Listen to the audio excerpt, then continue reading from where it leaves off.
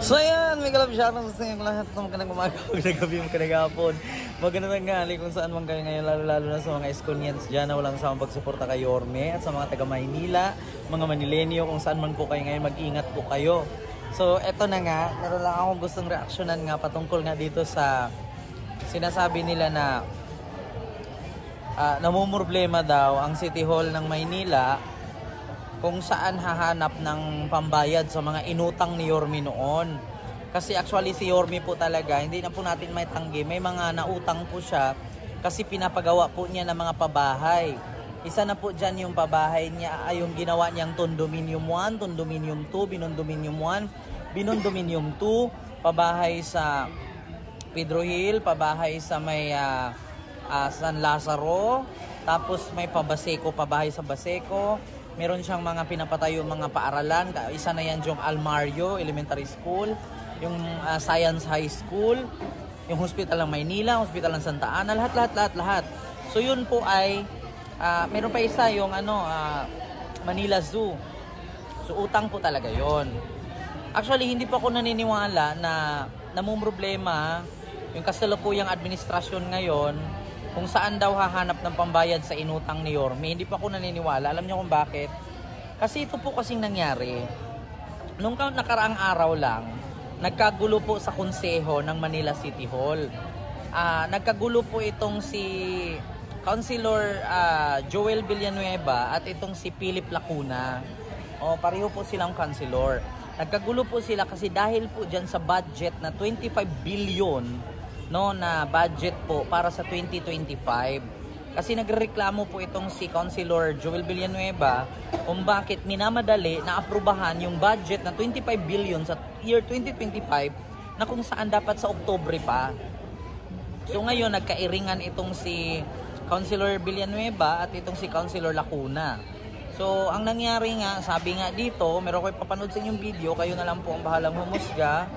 Kayo na lang pong bahalang humusga kung alin po yung basta ako, nanood lang ako. Actually sa balita lang po ito, kinuha lang po sa balita.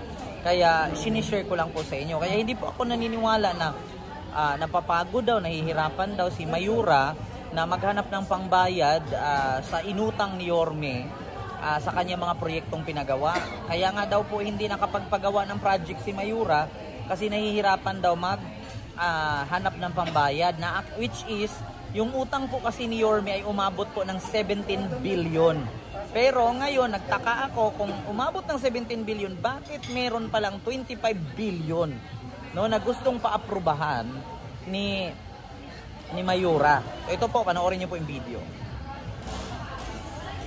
Anukala sa ikatlot huling pagbasa ng konseho.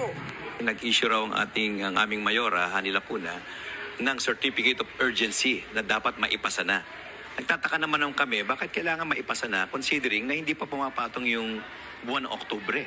Na supposed to be, dapat dito nagkakaroon ng public hearing at tumaharap yung mga department heads sa mga konsihal para matanong sila at malaman at i-justify nila yung hinihingi nilang pondo. Para kay Manila. So yun po, klarong-klaro naman po at narinig nyo po na minamadali nga daw po ni Mayura Hani Lacuna na paaprubahan itong 25 billion budget para sa year 2025. Tapos ngayon may tanong ko lang wala naman akong pakialam kung magkano yung budget nila kaya hindi naman mapunta sa akin yan. May tanong ko lang, meron naman palang 25 billion na kailangan aprubahan para sa year 2025. Pero bakit sinabi na napapagod daw si Mayura, napapagod daw ang kasalukuyang administrasyon ng Manila City Hall kung saan maghanap ng pambayad sa inutang ni Yorme na pinapatayo na proyekto. So kung napapagod o nahihirapan sila maghanap ng pambayad ng utang, so bakit merong 25 billion? Magkano lang naman yung utang ni Yorme? 17 billion lang yun. Pero bakit may 25 billion na kailangan aprobahan? So ibig sabihin, hindi naman yan na-aprobahan Kung wala, so meron. Kasi approve Pag na-approve yan, i-release agad ang pera. So ibig sabihin, may pera nga. So ngayon, may itanong ko lang, Yung kumakalat kasi na nahihirapan daw si Mayura magbayad ng inutang ni Yorme. So, ibig sabihin bayad na. So, ibig sabihin bayad na yung inutang ni Yorme. Alam niyo kung bakit? Kasi hindi mo naman yan basta-basta paaprubahan yung 25 billion na yan kung meron ka pang inuutang. No? Kalaki-laki, 25 billion, 17 billion lang yung inutang ni Yorme. Diba? Akala ko ba napapagod sila? Akala ko ba nahihirapan maghanap ng pambayad ng utang? Bakit ngayon minamadali na aprubahan yung 25 billion? Tanong lang yan ha, tinatanong ko lang. Oo, kaya nga nagkairingan daw itong si Councilor Joel Villanueva at si Councilor Philip Lacuna dahil daw sa ganyang 25 billion budget na yung 2025. Nako, Diyos mio Marimar. Sabi nga ni Councilor Joel Villanueva na pinulitika. Kasi nga alam nyo naman po na talagang marami po talagang kumalas. Oo, marami pong kumalas sa hanay ni Mayura. Oo, isa na dyan yung kapatid ni Vice Mayor Yul Selbo, si Apple Nieto, kumalas na din, sumama na kay Yorme. Sino pa? Yung mga, ang dami po talagang city councilor na kumalas at lumipat kay Yorme. Tapos, may balita pa ako ngayon na may kernel daw na sumabay sa hanay ni Yorme. Nako, kinakabahan ako. Meron sigurong mangyayari ngayon na, alam nyo yung last 2 minutes, biglang magbaliktad. Nako, ramdam ko yan. Nararamdaman ko yan na merong isang politician na pagdating last 2 minutes, lilipat kay Yorme. Nako. Sa ngayon, nasa hanay pa siguro ng kabila. Pero ramdam ko yung last 2 minutes na yan, lilipat yan sa hanay ni Yorme. Maniwala ka sa akin. Yung last 2 minutes na yan, lilipat sa hanay ni Yorme. Marami nang lumilipat ngayon. Kaya ito lang masasabi ko. Akala ko ba walang pera at nahihirapan si Mayura na bayaran ang mga ang pambayad or nahirapan siyang magbayad sa mga inutang ni Yorme? Bakit meron naman palang 25 billion? Na kailangan aprubahan para gawing budget sa 2025. Sa 2025 project ba yan or 2025 election? Hindi ko lang alam ha. Nagtatanong lang.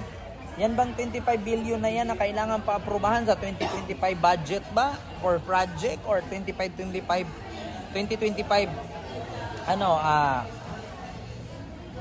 election?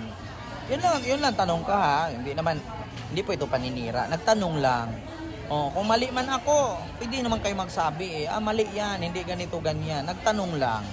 Wala namang masama magtanong po, no?